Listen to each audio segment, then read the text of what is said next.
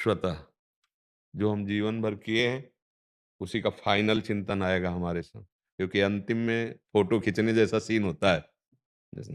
उसमें एक आंख मूंद ली तो वही आएगी ना, टेढ़ा कर लिया मुंह तो टेढ़ा आएगा ना। ऐसे उस समय जो चिंतन होगा वही आपकी अगली गति का निर्माण कर देगी आपके कर्म के अनुसार।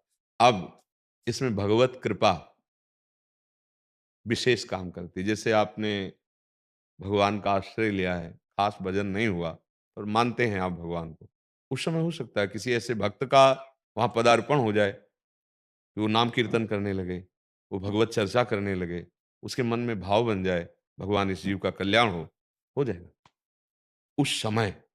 पर ये भगवद आश्रित के जीवन में होता है कि भगवान से प्रेरित होकर कोई वहां महाभागवत पहुंच जाए। नहीं तो प्रायः जो जीवन भर हम करते हैं, अंतिम वही हमारा निर्णय बन जाता है। अंतिम समय अगर भगवद स्मरण हो जाए, नाम स्मरण हो जाए, भगवान का किसी भी तरह से, तो उसका निश्चित परम कल्याण हो जाता है। पूरे जीवन का प्रयास इसी बात का रहता है ना, कि अंतिम समय भगवान का नाम हो, भगवान का रूप हो, भगवान का ध्यान हो। हम धाम का आश्रय लेते हैं, संतों का आश्रय लेते हैं, नाम का आश्रय लेते हैं, अपना जन्म सुधारने के लिए। अब जीवन में गंदे आचरण किए हैं, अचानक कोई घटना घट जाए तो बात नहीं कहा जाता, पर सिद्धांत ऐसा है कि उसकी दुर्गति वाला ही चिंतन बनेगा जाके।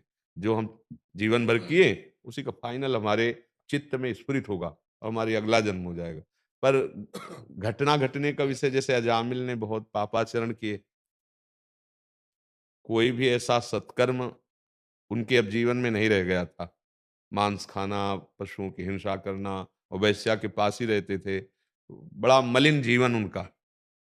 एक दिन उसी गांव में संत मंडली आई, तो कुछ लोग होते हैं संतों का उपहास करने वाले, तो उनसे पूछा कि भाई यहाँ कोई शुद्ध भगत आदमी हो जिसके यहाँ हमें भोजन प्रसाद मिल जाए और रात्रि भर हम ठहरे, क्योंकि अब जैसे सबके यहाँ तो भोजन नहीं किया जा सकता, क्योंकि संत जो भोजन पाते हैं उनके प्रतिकूल वो अगर पाते होंगे तो कैसे। तो उन लोगों ने उपहास करके कहा हमारे गांव में सबसे बढ़िया पवित्र आदमी है, अजामिल का नाम लिया, उपहास, वो सबसे निकृष्ट आचरण करने। और वो सामने बगीचा था, वहां जाके ठाकुर जी विराजमान किए और सब संत जन रुके। फिर देखा थोड़ी देर में कि पशुओं की हिंसा करके वो लादे हुए और क्रूर स्वभाव वहां आया। जब अपने घर के दरवाजे के सामने संतों को देखा तो संत दरस जी में पातक टरे, संतों के दर्शन मात्र से पाप नष्ट होने लगते हैं। बड़ा प्रताप है जो भगवान का भजन करते हैं उन संतों में।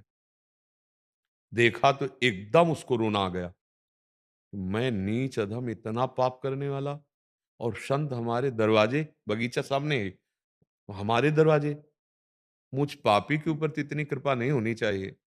गया और साष्टांग लौट गया और रोने लगा कि आज हम पर कैसे कृपा होगी, मैं तो बहुत नीच अधम पापी हूँ। उनका भैया आप चिंता मत करो, भगवान बड़े कृपालु हैं, वो सबको अवसर देते हैं। आप भगवान का नाम जप करो, उसने कहा स्पष्ट मेरे से नहीं होने वाला। पापवंत कर सहज स्वभाव, भजन मूर्ति भाव। बोले अब हमारे समीप आयो तो तुम्हारा कल्याण तो हो ही जाएगा। तुम्हारे एक पुत्र और होने वाला है, हम जो ध्यान में देख रहे हैं, अब तुम उसका नाम नारायण रखना, बस जाओ। छोटे पुत्र में संत की कृपा से इतनी ममता हो गई कि वो साथ ही साथ रखना ऐसे। अब अंतिम समय जब था तो वो बालक खेलने घर के बाहर गया था, तो उसने जो जो ही घबराहट पैदा हुई, मृत्यु की सूचना अंदर, पुकारा जोर से नारायण अपने पुत्र को।